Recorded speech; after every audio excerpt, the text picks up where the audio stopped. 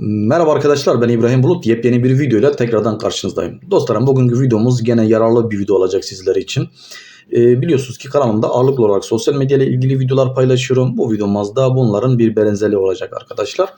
Şimdi dostlarım, başlıkta da görmüş olduğunuz gibi bugünkü videomuzun konusu Samsung. İkinci el bir Samsung veya sıfır ama kutusunda olmayan herhangi bir arkadaşınızdan veya herhangi bir telefon mağazasından aldığınızda İlk önce nereyi kontrol etmeniz gerektiğini bu videoda anlatmaya çalışacağım sizlere arkadaşlar. Sakın ve sakın, eğer ki dediğim gibi hele ki bir Samsung telefonu ikinci el olarak alıyorsanız arkadaşlar, mutlaka bu gösterdiğim yerde bu telefonu kontrol edip ve bu şekilde almanız. Çünkü biliyorsunuz ki Android telefonlarda birçok hatayla karşılaşabilirsiniz. Hem yazılım olarak veya en basit bir örnekle Bluetooth'u çalışmayabilir, dokunmatiğinde sıkıntı olabilir, sesinde sıkıntı olabilir, bildirimlerinde sıkıntı olur vesaire vesaire, birçok örnek verebilirim bu şekilde arkadaşlar. Bu benzer sorunları yaşamak istemiyorsanız, aldığınız hele ki ikinci bir el telefon alıyorsanız dediğim gibi veya bir kişi almıştır, kutusundan çıkartmıştır, kutusunda değildir, açık bir telefondur ama hiç kullanmadım ne kadar dese de desinler arkadaşlar, mutlaka göstereceğim yerden telefonu kontrol ederek orada herhangi bir problem görünmüyorsa gönül rahatlığıyla alabilirsiniz arkadaşlar. Peki ne yapacağız? Nereden? Bu dediğim yerden kontrol edeceğiz ve herhangi bir sıkıntısı olup olmadığına nasıl bakacağız? Dilerseniz odaya geçip bakalım arkadaşlar.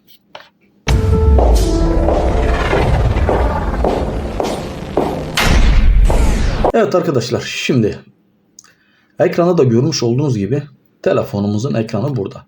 Şimdi dediğim gibi nereden kontrol edeceğiz arkadaşlar? Öncelikle Memberes. Bu bütün Samsung'un yeni telefonlarında bu uygulama mevcut arkadaşlar. O yüzden mutlaka sizde de vardır. Arayıp bu uygulamayı bulmanız lazım. Bu uygulamayı bir kere basıyoruz arkadaşlar. Samsung'ların olmazı arkadaşlar, bilginiz olsun. Çünkü bütün telefonumuzun ayarlarını buradan kontrol edebiliriz arkadaşlar. Herhangi bir sıkıntısı olup olmadığını buradan bakabiliriz. Bunun için burası önemli. Buradan arkadaşlar mutlaka kontrol etmemiz lazım. Şimdi arkadaşlar burada görmüş olduğunuz gibi topluluk, keşfet ve destek bölümleri var arkadaşlar. Biz burada destek bölümüne gideceğiz. Ve burada görmüş olduğunuz gibi telefonunuzun tanımlanması, telefonunuzun işlevlerinin doğru şekilde çalışıp çalışmadığını kontrol eden. Çok güzel bir uygulama ve gerçekten Samsung bunu buraya bu şekilde koyması kullanıcılar için bence çok avantajlı bir şey. Çünkü çoğumuz sıfır telefon alamıyoruz ve mecburen ikinci el telefonlara yönelebiliyoruz arkadaşlar. Onun için telefonda herhangi bir sıkıntı var mı yok mu buradan kontrol etmemizi sağlayabiliyor ve çok rahat bir şekilde herkesin yapacağı bir şey arkadaşlar. Burada bir kere başlata tıklıyoruz arkadaşlar. Ve görmüş olduğunuz gibi işlenmeye başladı. Bakın. Burada neyin çalışıp çalışmadığını hepsini burada sizlere gösteriyor arkadaşlar.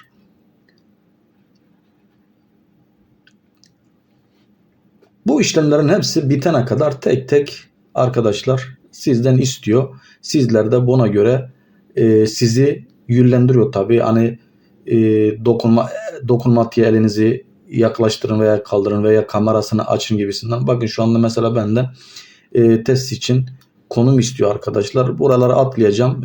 Çok fazla video uzamasın. Bakın Wi-Fi aç diyor. Çalışıp çalışmadığı belli olsun diye. Mesela şuradan arkadaşlar konumu açayım. Geri gidiyorum. Tekrardan aç diyorum. Bakın burasını kabul etti mesela. Şimdi diyor ki yakınlık sensörünüzü elinize götürüp getirin arkadaşlar. Bu şekilde kontrol ederseniz sensörün çalışıp çalışmadığına bakabilirsiniz. Buraya geçiyorum. Tuşların, titreşimlerin arkadaşlar. Arama hoparlöründen ses gelip gelmediği. Atlıyorum burasını. Mikrofonun ses alıp almadığı kontrol edebilirsiniz arkadaşlar. Bakın kamera mesela çekip çekmediğini kontrol edebiliyorsunuz. Kalitesi kötüyse hayır deyip iyiyse iyi diyorsunuz arkadaşlar.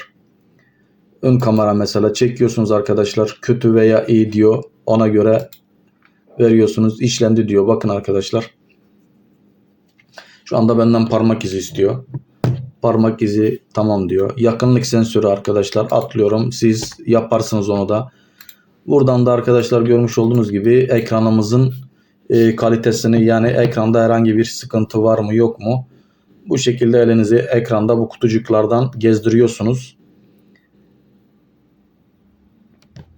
Bakın görmüş olduğunuz gibi şu anda bu şekilde ekranda herhangi bir sıkıntı var mı yok mu? Maviye dönülmediği bir yer var mı? Ondan anlamaya çalışıyor. Görmüş olduğunuz gibi burayı da tamam dedik. Benden kalem istiyor. Kalemi çıkartmayacağım. Geçiyorum buraya arkadaşlar. Kalemle yapmamı istiyor burasını.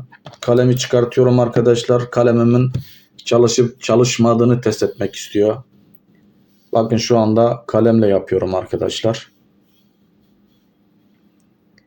Bu kutuculukların herhangi birisinde yaptığınız bir türlü, eğer ki bu şekilde kutuculuklar dolmuyorsa arkadaşlar, bu şu demek, sizin ekranınızda bir sıkıntı var demektir. O yüzden siz de telefonu almaktan vazgeçebilirsiniz. Görmüş olduğunuz gibi burada da herhangi bir sıkıntı yaşamadık. Şarj kablosu diyor arkadaşlar. Atlıyorum. Burayı da atlıyorum arkadaşlar. Yani siz bunları tek tek telefonunuzda ne çalışmıyor veya ne çalışmıyor hepsini kontrol edebilirsiniz. Bakın burada mesela güç düğmesine falan basmadım. Burada hata vermiş gibisinden. Burada bakın kamera aynı şekilde.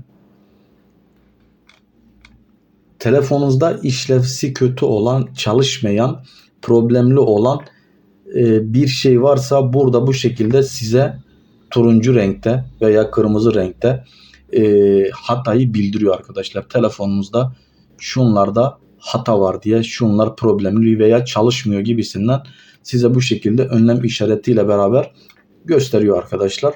Bence çok yararlı, çok güzel bir uygulama. Dediğim gibi Samsung bir telefon alacaksanız mutlaka ve mutlaka bu gösterdiğim yerden kontrol ederek alın arkadaşlar. Umarım bu video yararlı olmuştur. Umarım bu video alacağınız telefonlar için size bir rehber niteliğinde olmuştur. Çünkü kolay kolay para kazanılmıyor arkadaşlar. O yüzden paranız çöpe gitmesin. Sonradan kimsenin peşinden paranızı almak için koşmayın. Tekrardan başka videolarla görüşmek dileğiyle. Kendinize çok çok iyi bakın. Allah'a emanet olun.